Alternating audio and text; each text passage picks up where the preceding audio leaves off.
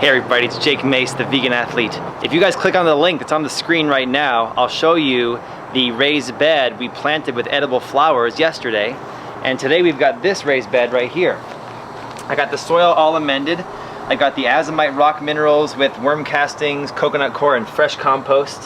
So this whole bed is nice and spongy. It's a complete mirror of what Mother Nature does, and it's all veganic growing here. And I've got these really cool beans. These beans look like cows. Don't they look kind of like cows? And these are special beans that I guess were found in some ruins in a pot, in a clay pot in the Grand Canyon called Anasazi beans. And I got these at a seed swap or a seed festival. And these were from Bill and Bell and Greg Peterson. And so I'm gonna plant some of these Anasazi beans today because in this raised bed last season, I had tomatoes. And so I'm going to put a bean in the ground to try to improve the soil because bean plants fix and put nitrogen into the soil. They call it fixing nitrogen. And they also give edible beans. So these are bush beans. So I can safely plant these guys in the soil. Plus what's kind of fun about these guys is that they're really easy to plant and easy to see. And so I'm gonna plant them kind of close together like this. And when I first was planting this garden with my mom, when I first set it up in year one, I brought out a bunch of little tiny seeds like bok choy seeds and kale seeds, and she was like, oh, those are cool. And then I brought up the beans and she goes, that's what I'm talking about. Because everyone loves planting these big giant seeds. And let's just do it. I'm gonna lay them out kind of like this. So you guys can see I'm kind of adhering to a kind of a square foot gardening method here.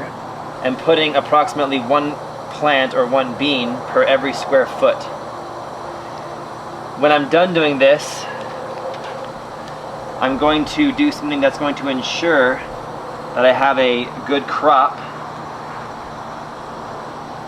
and I'll show you that in a second. I'll meet you guys back here in 2 minutes once I have all these beans laid out.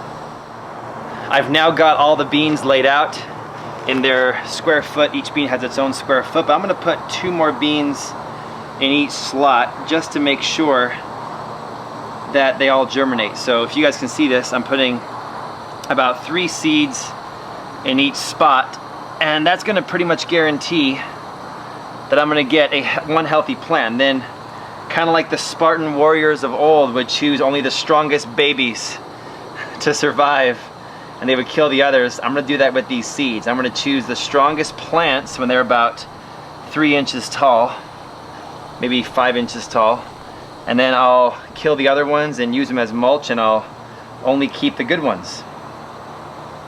And that way you can kind of ensure that only the healthiest plants survive. Now I'm not saying the healthiest plant means you'll have the best beans, because sometimes the best beans can come from a weak plant, you know?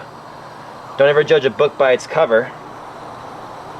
But I think that my method so far has been working of choosing the healthiest plant. So now you guys can see how we have 3 seeds per place. I'm gonna finish this up and I will come back to you guys in about 2 minutes. I'm done.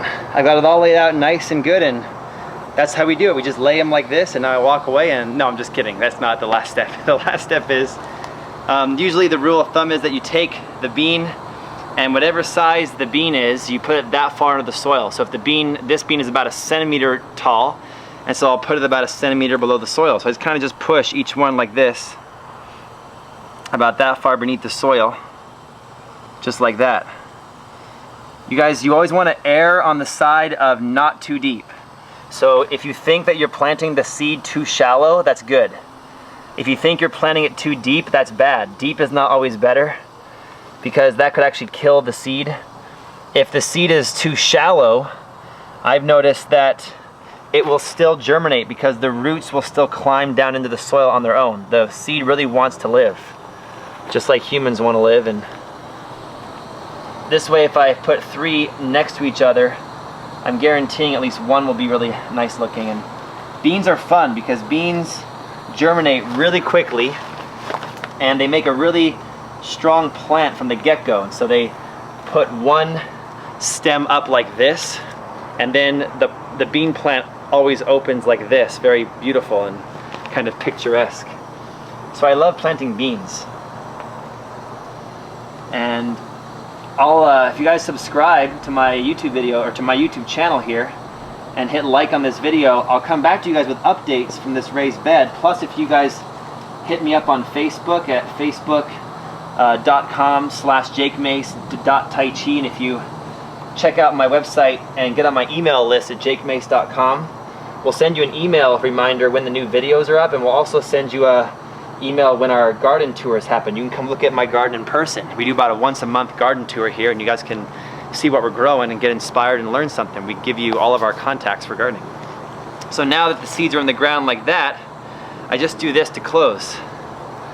I have the coconut core with the azomite on top, and I just kind of go like that and kind of just brush them in. This front yard garden is really easy to grow here because a lot of cats hang out in the front right here, and so I have no birds.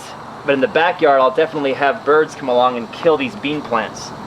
The birds at my house, they love to wait until the beans are really cute and beautiful looking, and then they come along. I think it's those horn-billed, curve-billed thrashers, and they just clip the bottom of the plant, and the whole plant is just dead on the ground. They don't even eat it. They're like bastards. They're little bastards. So you really want to protect your raised beds or your garden from birds, but in the front here, the feral cats in my neighborhood do that for me. But the problem is that I have cats getting in my raised beds and digging in here, so I always put a little bit of a net on top when I first plant out a new garden. That way the cats don't get in. Once the plants are about 6 inches tall or a foot tall, I don't need to protect from cats anymore. The cats leave it alone, I've noticed. So now they're all beneath the soil, about 1 centimeter. The last 2 steps are watering it in. So first I take an overhead water and I just spray the top of the soil nice and gently.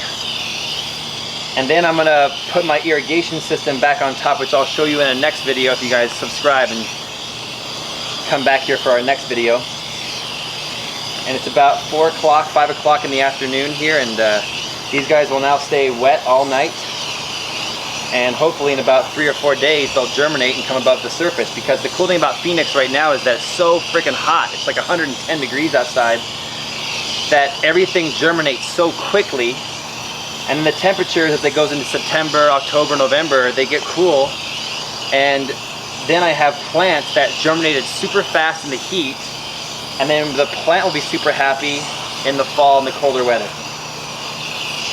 Thanks for joining me in this video. I hope you guys get your hands on some rare seeds like these Anasazi beans.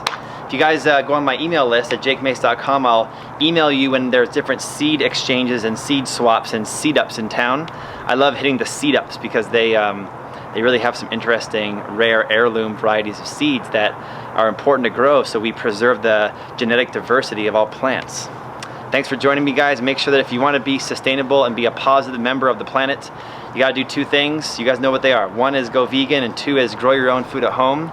I'll see you guys back here for the next video.